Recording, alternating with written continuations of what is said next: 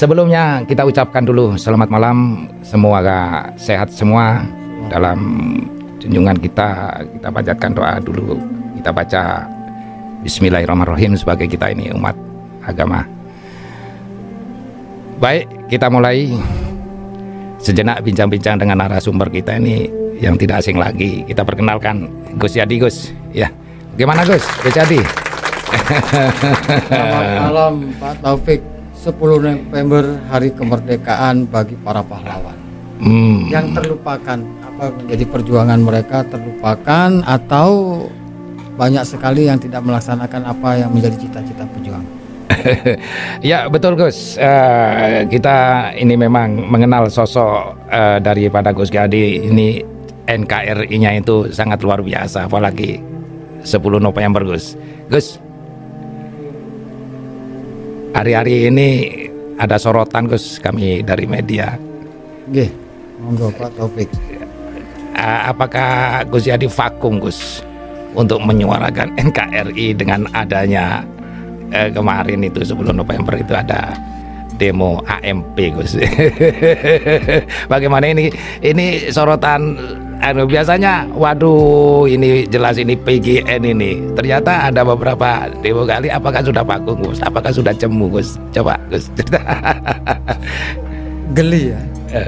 Bangsa ini yang saya lihat semakin menggelikan ketika penegakan hukum tidak berjalan. Sengaja kita tidak lakukan turun ke jalan dalam menghalau gangguan-gangguan kebangsaan karena kita menghormati. Apa yang dihormati, ada kerja pemerintah, ada kerja negara yaitu pilkada. Jangan sampai tercoreng oleh semangat kepahlawanan kita, semangat menjaga bangsa, tapi ada hal yang kita rugikan yaitu pilkada. Alasannya pilkada Gus ya. Oh iya betul Gus. Karena kita intelektual. Oh iya. Ya, kita tunjukkan bangsa ini masih punya hajatan, tapi ada orang yang tidak punya intelektual. Demo jalanan. Iya Gus. Kalau suatu pilkada yang Gus maklumi untuk menghormati situasi Bali supaya kondusif, saya akui apresiasi Gus untuk Gus ya. Karena biar bagaimanapun juga Patriot Garuda Nusantara ini identik dengan apa? Bali aman. Kan gitu Gus? Betul sekali. Yang jadi sorotan di publik medsos Gus, di situ demo Papua sebelum AMP ya, kita garis bawah, kita larat AMP Gus ya, bukan AMP. Di situ ada wacana menolak transmigrasi Gus. Nah, pada sebelumnya Gus Yadi mewacanakan bahwasanya pemerintahan Prabowo ini cenderung dengan metode kemakmuran rakyat, yang digenjot itu adalah pertanian. Ada informasi dari AMP menolak transmigrasi. Menurut Gus Yadi bagaimana Gus yang ada di wilayah Papua Gus? Maka saya sangat heran ya ketika di jalanan ada yang mengaku kelompok intelektual atau aliansi mahasiswa pelajar Papua itu tidak mencerminkan masyarakat Papua keseluruhannya. Ini ada kepentingan politik yang dilakukan oleh kelompok demonstran jalanan kemarin, tapi tidak ada penegakan hukum. Nah, bicara tentang transmigrasi, pemerintah saat ini kan memprioritaskan bagaimana ketahanan pangan. Negara yang kuat adalah negara yang punya ketahanan pangan yang sangat bagus. Menjadi lumbung pangan nasional atau lumbung pangan internasional itu kan tujuan dari pemerintah.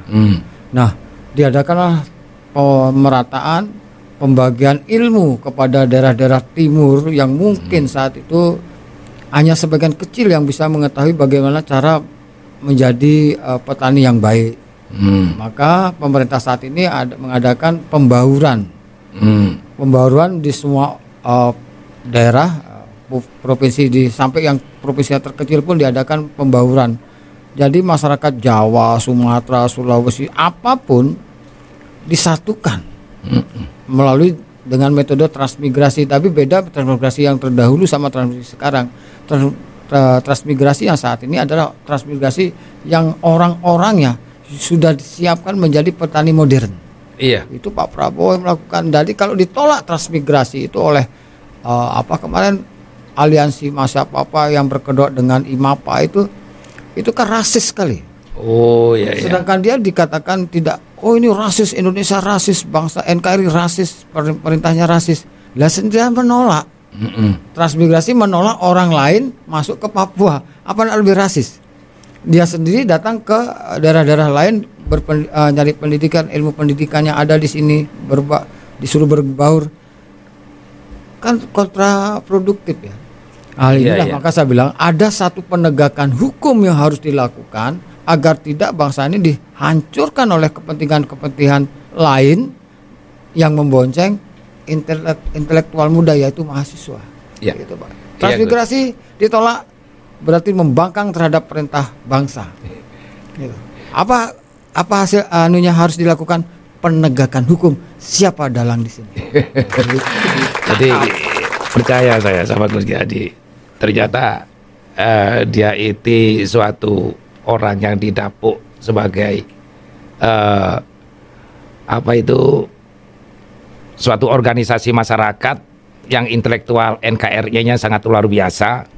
Akan tetapi dia cenderung sekali untuk mendorong kemajuan di mana program transmigrasi ini, termasuk Gus Jihadi ini multi talenta ini. Ya. Tapi Gus, saya menggelitik Gus, ya. Pada nanti 1 Desember ini Gus, kita tunggu Gus, reaksi Gus. Apakah vakum kembali Gus? Apakah kalau ini masa pilkada belum selesai, apa Gus akan menghormati pilkada lagi? Apa biasanya Gus 1 Desember ini agak ramai di Renon ini Gus? Gimana menurut Gus Jihadi Gus? Saya kan harus bicara tentang saat ini sudah tokoh Papua VG sudah jadi Menteri HAM. Ada yang di kabinet Wamen jadi Wamen Mendagri ya, di dalam negeri dari Papua. Di sana sudah digelontorkan, ditaburkan beberapa benih bibit-bibit untuk pertanian, palawija dan segalanya oleh pemerintah Prabowo ya, pemerintah yang Bhinneka Tunggal Ika ini. Ini kalau sampai 1 Desember dilakukan itu dan sudah kan merayakan hari kemerdekaan OPM, hari kemerdekaan Papua. Tidak boleh ada. Kalau ada, saya tidak vakum, Pak. Saya sampaikan kepada mereka bahwa Patriot Garuda Nusantara tidak akan vakum. Rawi-rawi rantasnya kumat. Wah, percaya ini. Dan kita butuhkan 1 Desember saya ada di jalan loh. Kita tunggu Gus. Monggo ditunggu nanti. Tapi yang jadi catatan begini Gus. Sebetulnya ya kita ini salah satu media publik Gus ya, yang tahu seluk-beluk Panglima Patriot Garuda Nusantara yang ada di Bali ini sebetulnya sangat berbeda Gus.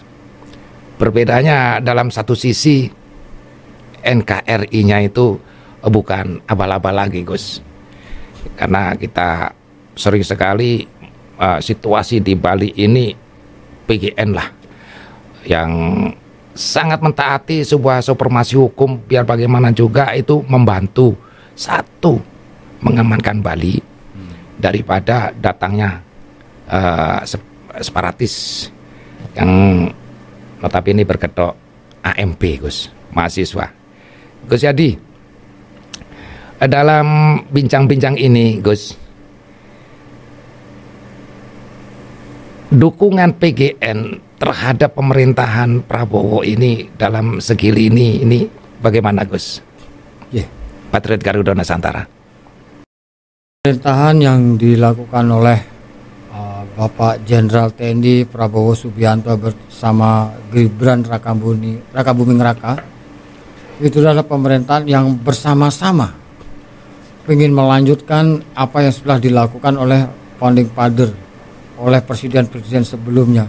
Dan dalam pemerintahan Prabowo ini kita diajak menghormati semua pemimpin-pemimpin yang pernah memimpin bangsa ini. Pemerintahan yang santun, beradab, pemerintahan yang cerdas, pemerintahan yang siap bersaing dengan persaingan global internasional. Ini kan pemerintah kalau sudah seperti ini kan apa yang diinginkan oleh masyarakat adalah terjawab. Nah, sekarang bagaimana pemerintah daerah bisa meneruskan sampai ke masyarakat. Yang jadi permasalahan kan pusat sudah iya, di daerahnya sumber dayanya, sumber daya manusianya harus secerdas apa yang ada yang di pusat, agar apa yang jadi diperintahkan oleh pusat bisa diteruskan ke grassroots atau ke masyarakat langsung. Yang terjadi saat ini kita belum tahu. Maka ketika 9 November kemarin adanya aksi dari Ikatan Mahasiswa Papua kedoknya, aksi damai tapi minta merdeka, kan udah menyimpang. Saya mau lihat, karena saya menghormati pilkada. Kita tunggu hasil pilkada Bali. Mampu nggak dia menjawab apa yang menjadi keinginan negara ini? Jangan nanti kayak diam di tempat. Tidak ada selesai. Bali ini perlu damai, perlu aman. Aman dari bakteri, aman dari penyakit, aman dari gerakan-gerakan yang membuat orang tidak tenang. Dengan adanya demonstrasi yang dilakukan oleh mahasiswa apapun, kebetulan kemarin Papua dan saya mohon juga mahasiswa lain, cerdaslah. Tapi juga jangan pakai Undang-Undang Dasar 45 Pasal 28, kebebasan berpendapat, menyampaikan pendapat di muka umum memang dilindungi oleh negara, tapi jangan sampai itu dipakai untuk memberontak.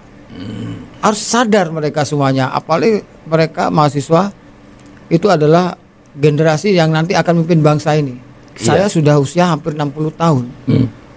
Apakah masih terus seperti ini?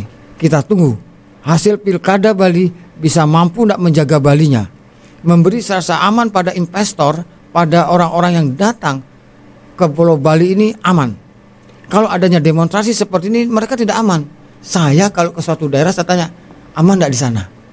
Wah, ada sering ada demo, ada rasa ketakutan, Pak. Demo nanti dibarengi dengan satu kelompok akhirnya ngebom. Tambah bahaya lagi ini. Bali ini harus tercipta aman. Harus dipilih pemimpin-pemimpin yang cerdas bagaimana cara membuat situasi aman, aman dari serangan cyber, aman dari serangan hoak, aman dari serangan demonstrasi jalanan. Ada kekuatan hukum yang harus dilakukan oleh pemerintah daerah yang besok ini akan terjadi. Ini Gus, jadi catatan kami selaku pembawa acara untuk dalam tema ini, Gus. Kami bertanya kepada Gus Yadi, apakah tidak ada upaya untuk menjalin kekuatan dengan organisasi lain yang kecenderungannya NKRI harga mati ini, yang mendengar suara-suara AMP Papua Merdeka ini hanya seorang organisasi Gus Yadi sendiri. Apakah tidak ada rencana untuk ngambil gabungan dengan organisasi lain, Gus, untuk menghadapi ini, Gus? Ya, pasti akan saya ajak. Ada organisasi nasionalis ya, yang kebetulan di sini kan ada Pemuda Batak Bersatu. Pemuda Batak Bersatu saya lihat dari badge-nya tuh NKRI harga mati, berarti sejiwa. Nah, juga organisasi yang bisa kita ajak itu adalah organisasi yang di setiap provinsi itu ada. Kalau di setiap provinsi itu ada, kan cenderung mereka tuh bisa kuat dalam mendukung gerakan yang ada di suatu daerah. Kalau hanya di satu tempat, bukan kita melemahkan, enggak. Itu masih nanti ada intervensi dari aparat yang menakut-nakuti ormas-ormas lokal itu. Sayang, ormas lokal itu kan sangat bagus kita kalau bisa didorong untuk menjaga Bali. Nah, ini saya minta juga nanti ada di situ ada banyak ormas-ormas yang saya kenal pimpinannya. Ayolah, tempelkan Pancasila di dadamu, tempelkan merah putih di dadamu. Bali ini adalah Indonesia. Jangan hanya bicara tentang Bali aja. Indonesia itu ya termasuk Bali. Kalau di Bali kita bicara tentang bebas dari semua gangguan bangsa ini, maka Indonesia akan bebas dari gangguan. Bali adalah di mana orang ingin melihat matahari terbit dari Pulau Bali, terbenam di Pulau Bali. Kita jadikan mercusuar untuk perdamaian, mercusuar untuk pembangunan SDM dari Pulau Bali. SDM macam-macam, Pak.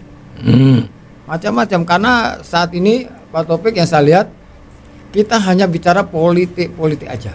Iya. Kalau tidak cocok dengan pilihan kita, berarti itu lawan kita itu sudah hilangkan. Pak Prabowo Subianto seorang jenderal TNI penuh, itu sudah mengajarkan bagaimana bersama-sama bertanggung jawab terhadap bangsa ini. Saya rasa organisasi yang ada yang saat ini sudah saya dekat sekali hari ini dengan Pemuda Batak Bersatu di Pulau Bali ini. Ya, menarik sekali Gus. Coba kita di sini mengharap pada Patriot Garuda Nusantara ini kemarin itu jadi sorotan dan kan dengan adanya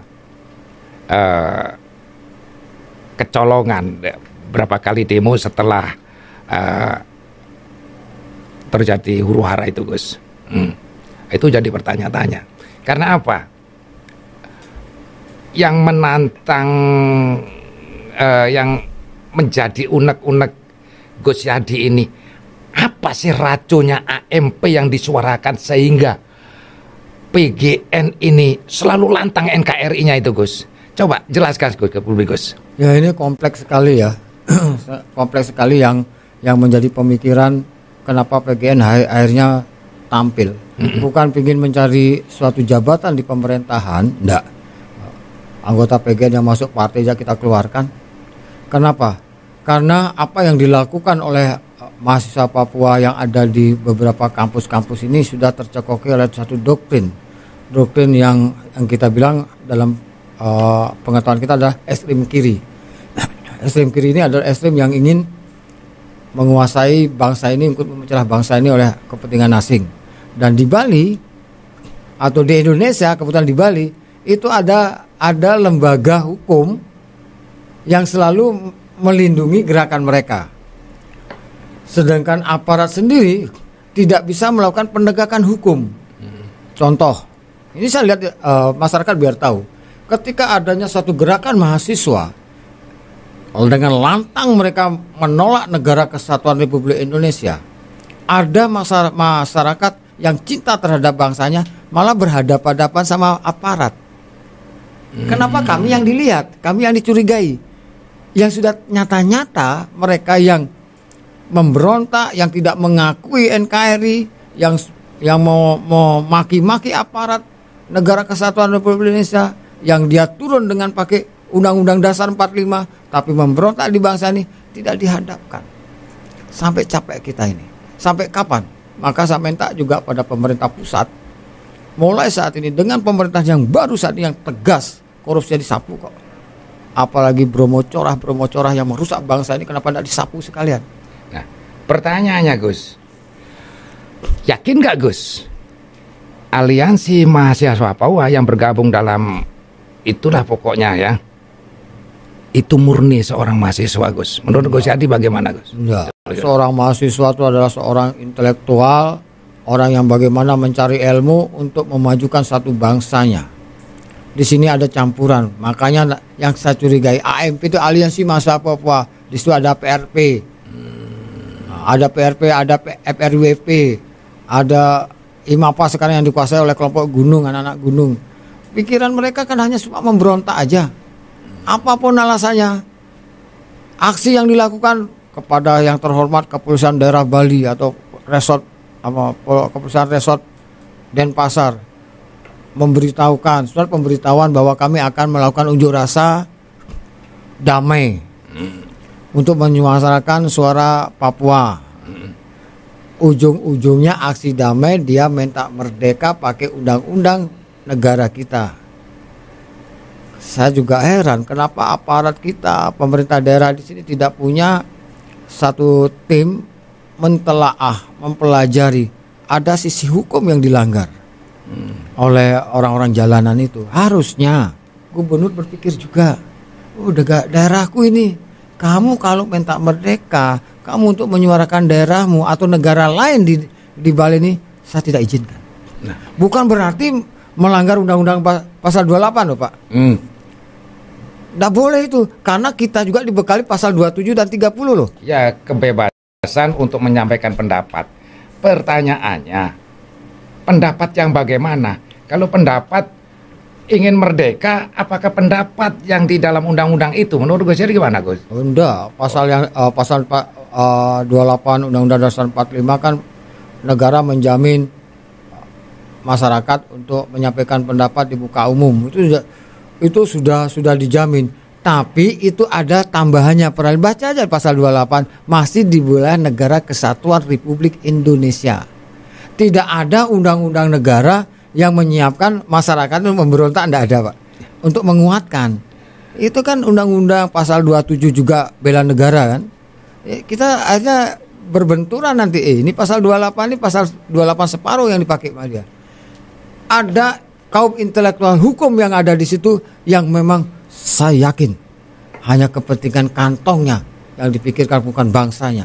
Ini yang menyebabkan berkali-kali ya melalui media ini saya sampaikan, tolong Presiden Republik Indonesia, tolong Bapak Kapolri, tengok yang di bawah ini, aparat Anda yang di bawah ini, bisa nak melakukan penegakan hukum yang sebenar-benarnya untuk jaga bangsa dan negara, khususnya Bali. Bali harus bebas dari semua gangguan, karena yang kita jual itu jasa, Pak. Jasa itu tidak berbentuk. Karena tidak berbentuk, penanganannya atau penjaganya yang tidak berbentuk, yaitu keamanan. Situasi aman harus diciptakan di Pulau Bali ini. Kalau kita teriak tiap hari jalan, kita hantam dia juga, kita juga membuat suasana tidak aman. Tapi kalau tidak digitukan, suatu saat internasional dengar masuk ke PBB, satu kabupaten itu bisa merdeka. Apa kita akan rela darah-darah para pahlawan yang kemarin dituangkan untuk bangsa dan negaranya hanya ada kepentingan politik segelintir manusia memecah atau mengkhianati hasil perjuangan kita? Dan saya minta aparat juga paham dulu. 10 November Hari Pahlawan ya. Di Bali 20 November Hari Margarana. Paham dulu.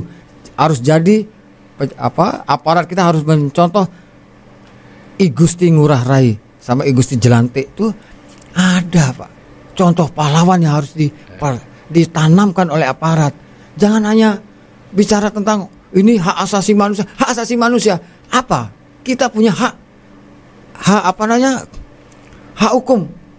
Kita hak konstitusi kita punya. Nah, kalau hak konstitusi dilanggar maka hak asasi manusia akan terlanggar. Jaga dulu hak konstitusi, Bro. Kita potong, Gus. Menyinggung tentang hak asasi manusia. Menurut pandangan Panglima Senopati PGN wilayah Bali dan Nusa Tenggara, kan menterinya dari Papua, Gus. Apakah demonstrasi AMP tersebut menyuarakan kemerdekaan Papua? Apakah tidak melanggar HAM, Gus? Menurut Gus jadi gimana? Ya, maka saya minta Bapak Pigai sebagai Menteri HAM juga harus memahami, mudah-mudahan dia paham hak konstitusi, Pak. Hak konstitusi suatu negara lebih tinggi dari hak asasi manusia, Pak. Hak konstitusi tidak dijalankan, maka terlanggarlah hak asasi manusia. Konstitusi hukum negara dengan segala peralihan-peralihannya, dengan segala aturannya, maka akan tercakuplah hak asasi manusia. Sekarang menterinya sudah dari Papua. Menterinya dari Papua loh. Iya. Bekas Komnas HAM loh. Iya. Ini kan menarik sekali. Sampai masih ada demonstrasi kemana aja, Bro. Nah, inilah yang jadi catatan semakin seru memperingati Hari Pahlawan ya 10 November. Karena Bali punya cerita. Kita sendiri yang tahu ceritanya. Di lapangan selalu didengungkan hujatan terhadap TNI, hujatan terhadap aparat alat negara. Hanya satu, ingin merdeka. Ingin merdeka. Ini didengar oleh suara umum. Bahkan satu organisasi yang berdarah-darah menghalangi. Nah, semoga Pak Pigai, ya Menteri HAM, ini Bali punya cerita bersama Gus Yadi. Mungkin nanti akan dipertajam Gus Yadi. Pak Pigai menyuarakan seorang mahasiswa Papua yang aliansinya AMP dan sebagainya itu Papua ingin agar merdeka, apa ini pelanggaran suatu HAM? Sudah dijelaskan. Mungkin Gus Yadi ingin juga mempertajam. Ini ada korelasi di mana ini hari 10 November. Mana Gus Yadi? Oke, dalam semangat Hari Pahlawan yang saat ini, pahlawan kita sudah menyumbangkan satu bentuk negara dengan wilayah dari ujung barat sampai ujung timur, dari Aceh sampai Papua ya, sampai Irian. Maka saya sampaikan kepada Bapak Menteri bahwa Papua itu sudah merdeka. Papua itu sudah benar-benar sudah merdeka dalam ruang negara kesatuan Republik Indonesia. Anda memahami bagaimana perjuangan orang-orang yang ada di balik Komnas HAM kemarin. Maka Anda dijadikan menteri agar bisa meneruskan hasil perjuangan para pahlawan, karena di Papua sendiri ada pahlawan memperjuangkan kemerdekaan Indonesia. Ada. Bapak Menteri, Bapak Pigai dari Bali dengan lambe rusak seperti ini, saya mencoba mengingatkan Anda. Jangan korbankan bangsa ini, jangan korbankan Bali ini. Kalau bangsa ini, Bali khususnya dirusak dengan tidak aman, maka hancurlah bangsa ini. Hancurlah Indonesia. Berkali-kali bom di mana-mana. Begitu Bali meletus, selesai. Ya. Nah, karena suara-suara minta merdeka mereka dilakukan di Bali ini kan internasional. Iya. Bapak Pigai harus paham. Saya minta tolong Pak Menteri, 100 hari kerja yang diperintahkan oleh Presiden Republik Indonesia, saya minta tidak ada mahasiswa yang mengatakan lepas dari negara kesatuan Republik Indonesia, termasuk mahasiswa lainnya. Ya, demikian kami bersama Panglima Patriot Garuda Nusantara sekilas bincang-bincang kecil di bulan November, 10 November, semangat perjuangan Hari Pahlawan Nasional. Suatu kebetulan di sini Bali punya cerita, PGN menyuarakan, menyampaikan kepada Bapak Menteri Pigai, inginnya yang diwakili oleh Patriot Garuda Nusantara yang NKR-nya sangat tinggi, sudah ada jejak rekam di lapangan bahwasanya menurut Gus Yadi menyuarakan Papua merdeka adalah melanggar HAM. Semoga Bapak Pigai mendengar Bali punya cerita dari lambe rusak Gus Yadi. Demikian bincang-bincang kami dengan Gus Yadi, semoga bermanfaat.